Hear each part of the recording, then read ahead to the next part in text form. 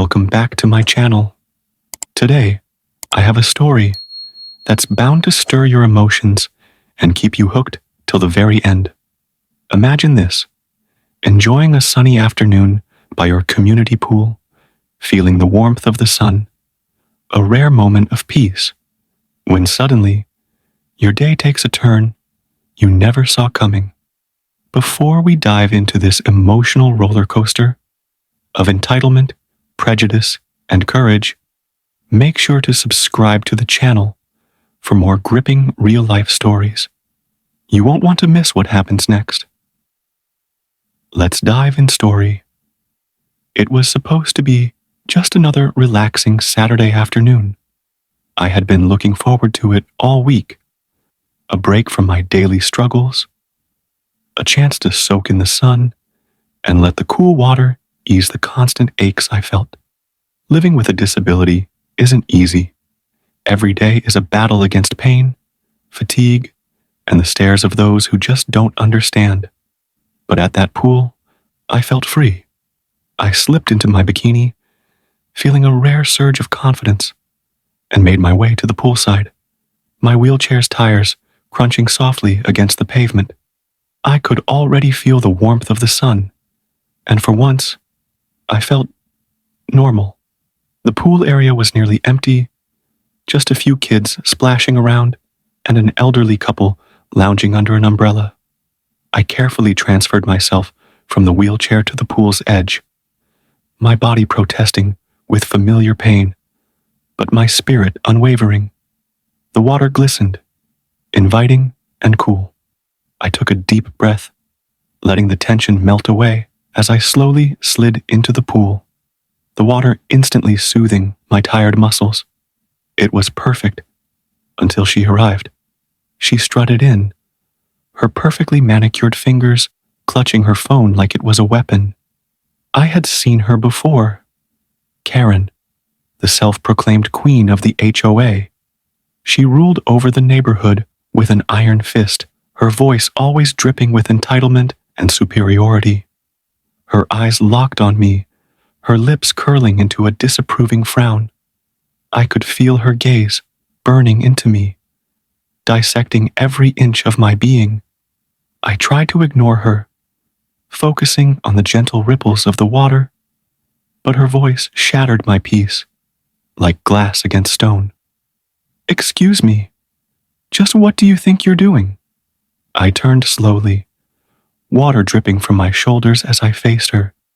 Karen stood at the edge of the pool, arms crossed tightly over her chest, her eyes narrowing as if my mere presence offended her. Her expression was a mix of disgust and disbelief, as if she couldn't fathom how someone like me, someone in a wheelchair, could dare to enjoy the same amenities as her. I took a steadying breath, keeping my voice calm. "I'm just swimming, enjoying the afternoon." She scoffed, her nose wrinkling. "This pool is for residents and their guests. You can't just come in here like this." I felt a cold anger rise within me, but I pushed it down. I'd lived in this community for years. I paid my HOA fees just like everyone else. But Karen's tone wasn't just about rules. It was about control. It was about her belief that she could dictate who belonged and who didn't. And clearly, in her world, someone like me didn't fit. I met her glare with steady eyes. "I am a resident, Karen. I live here. I have just as much right to be here as you do." Her lips twitched, caught off guard by my firm response. But she quickly recovered, her eyes flicking over my body with a look that made my skin crawl. "Well, I've never seen you here before, and that outfit is hardly appropriate." Her gaze lingered on my bikini, her disapproval palpable. My face burned, not with shame, but with rage. I knew what this was. It wasn't about rules or decency. It was about her discomfort with my existence, her belief that people like me should be hidden away, out of sight and out of mind. But before I could respond, She pulled out her phone, her fingers tapping furiously. "I'm calling the police. I don't feel safe with this in my pool." Her words hung in the air, sharp and cold. My heart raced, a familiar fear creeping in. I had heard stories of people like me being harassed, threatened, even arrested for just existing in spaces that others deemed inappropriate. But this was my home. This was my pool, and I wasn't going to let her take that from me. I straightened my back, the water swirling around me as I locked eyes with her. "Go ahead, Karen. Call them. Let's see who they really side with." Karen's eyes widened, clearly not expecting my defiance. Her mouth opened and closed, a fish gasping for words. But her ego wouldn't allow her to back down. She turned away, phone pressed to her ear, her voice loud enough for everyone within a mile to hear. "Yes, I'd like to report a trespasser at the community pool. Yes, she's being aggressive and threatening. I don't feel safe." Her voice trembled with feigned fear, every word dripping with manipulation. I felt my chest tighten, anger mixing with anxiety. She was twisting the narrative, painting herself as the victim and me as the intruder. I looked around, hoping someone would speak up, but the elderly couple had already gathered their things and were leaving, shaking their heads as if they didn't want to get involved. The kids had disappeared, their laughter replaced by an eerie silence. I was alone, standing against Karen's fabricated story. I could feel my heart pounding, the water no longer soothing but heavy, weighing me down. But I refused to let her see my fear. I wouldn't give her that satisfaction. I pulled myself out of the pool, my limbs aching, and reached for my wheelchair. Karen's voice grew louder as she glanced over her shoulder at me, her eyes gleaming with satisfaction. "Yes, she's refusing to leave. She's acting unstable. Please hurry." She ended the call, slipping her phone into her pocket with a smug smile. "They're on their way. Maybe next time you'll think twice before invading other people's spaces." Her words hit me like a slap. Invading? This was my home, my community. But to her, my disability made me less than human, an inconvenience she wanted erased. I took a shaky breath, refusing to let her see how deeply her words cut. "This is my space too, Karen. I live here. You can try to push me out, but I'm not going anywhere." Her eyes narrowed, her lips pulling into a cruel smirk. "We'll see about that. You don't belong here. People like you don't belong anywhere." Her words echoed, heavy and hateful. For a moment, I felt small, insignificant. But then, a fire ignited within me. I had faced pain, prejudice, and ignorance my whole life. I wouldn't be defeated by her narrow-mindedness. I squared my shoulders, meeting her icy stare. "I belong wherever I choose to be, and no amount of your hate will change that." The air was tense, charged with unspoken hostility, as Karen's smug grin faltered.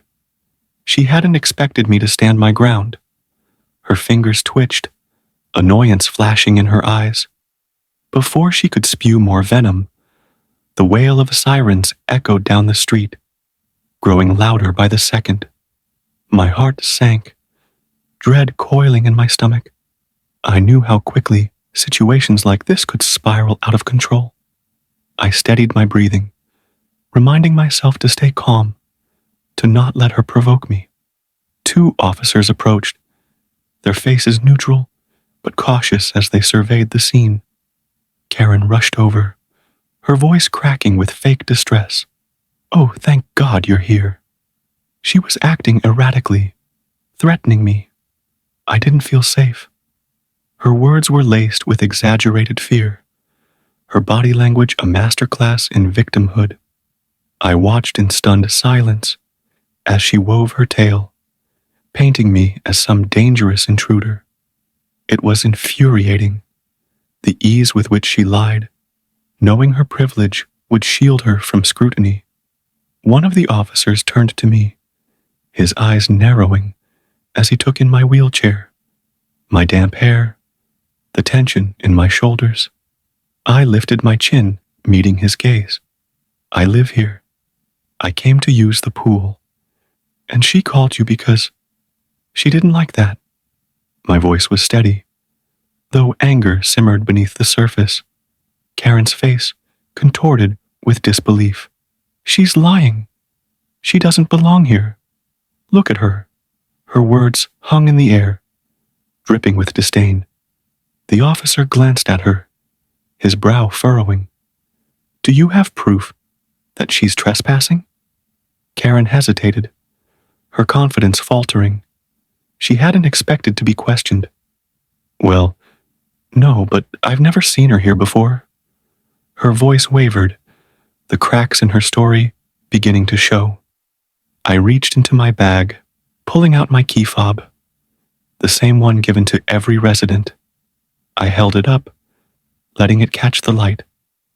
This opens the pool gate. You can check the records.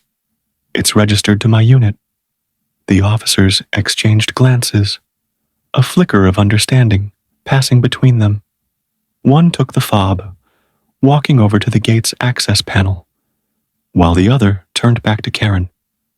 Ma'am, did she threaten you in any way? Karen's mouth opened, then snapped shut, her eyes darting between me and the officer. She knew she was losing control of the narrative. She was confrontational, rude. I felt unsafe. But her voice had lost its edge, her confidence unraveling. The officer's expression hardened. Feeling uncomfortable isn't the same as being threatened. Is there anything else? Karen's face turned crimson, her composure slipping. She stammered, she doesn't belong here. Her words came out in a whisper, raw and hateful. The officer's jaw tightened, his eyes cold. That's not a crime, ma'am. Karen's face flushed, a mix of embarrassment and fury twisting her features. She looked at me, her eyes blazing with resentment. But the power she once held was slipping through her fingers. The officer returned, holding my key fob. He nodded at his partner. Her fob is valid. It's registered to one of the units here. He handed it back to me, his expression softening. You have every right to be here, ma'am. I'm sorry for the inconvenience. His words were respectful, but they couldn't erase the humiliation of being questioned, of having to prove my existence just because someone like Karen didn't want me around. Karen's mouth fell open, her disbelief almost comical. You're just going to let her stay? After everything I told you? Her voice rose, shrill and desperate. The officer's patience was wearing thin. Ma'am, she hasn't broken any rules. If you continue to harass her, we'll have to consider this a disturbance call against you. Her face went pale, the threat hitting its mark. She opened her mouth to argue, then snapped it shut, her jaw clenching. She glared at me, her eyes full of loathing. This isn't over, she hissed, before spinning on her heel and storming away, her shoulders rigid with rage. I watched her leave, a mix of relief and exhaustion washing over me. The officers lingered, their demeanor shifting to one of quiet concern. One of them hesitated before speaking. I'm sorry you had to go through that. Some people just don't understand. It was a gentle acknowledgement, an unspoken apology for the bias I had faced. I managed a nod, forcing a smile. I'm used to it. But the truth was, no one should have to get used to being treated like they don't belong. After they left, I sat by the pool, the water shimmering under the sun. The peace I had longed for felt tainted the echo of Karen's hateful words lingering in the air. But I refused to let her win. I refused to let her take this place, this moment, from me. I eased back into the pool, letting the cool water wrap around me, washing away the tension, the anger. As I floated, my body weightless and free, I reminded myself that I did belong here, in this community, in this world, and no one, not even Karen, could take that from me. The sun began to dip below the horizon, painting the sky in hues of pink and gold. I stayed in the pool, floating in the tranquil water, letting the day's events slowly drift away. But as calm as the evening seemed, I knew this wasn't the end. Karen wasn't the type to back down easily. Her hatred ran deep, born from ignorance and a need to control. But I wouldn't live in fear. Not anymore. Over the next few days, whispers circulated through the neighborhood. Some people avoided me, their eyes sliding away as if my presence made them uncomfortable. But others approached, offering quiet words of support. One woman even apologized, admitting she had seen the confrontation, but had been too afraid to speak up. Her face was etched with guilt, and though it hurt, knowing I had stood alone, I understood her fear. Karen had ruled this community through intimidation for too long. It was time someone stood up to her. Determined to make a change, I attended the next HOA meeting. My hands trembled as I wheeled into the room, faces turning toward me in surprise. Karen was already there, seated at the front, her expression souring when she saw me. She didn't speak to me, but her eyes followed me, calculating and cold. I took a deep breath, my heart pounding, and raised my hand to speak. I'd like to address an incident that happened at the pool. My voice was steady, carrying through the room. I recounted everything, the accusations, the police being called, the hateful words. I spoke not just for myself, but for everyone Karen had bullied, everyone who felt they didn't belong because they were different. When I finished, the room was silent. Then, one by one, people began to speak. They shared their own experiences, moments when they had felt judged, excluded, or silenced. Karen's face grew pale, her power crumbling as the truth came to light. By the end of the meeting, the board announced a review of HOA policies, including stricter rules against harassment and discrimination. Karen's authority was shattered, her reign of fear finally over. As I left the meeting, a sense of victory filled me. It wasn't just about standing up to Karen. It was about claiming my place, my voice, my right to exist without shame. I had faced prejudice and ignorance, but I hadn't backed down, and in doing so, I had paved the way for others to live without fear. No one should ever feel unwelcome in their own community. We all have a right to exist, to be seen, and to be heard, no matter how different we may seem. Thank you for watching and supporting our channel. If this story moved you, please subscribe and stay tuned for more powerful, real-life stories. Remember, every voice matters,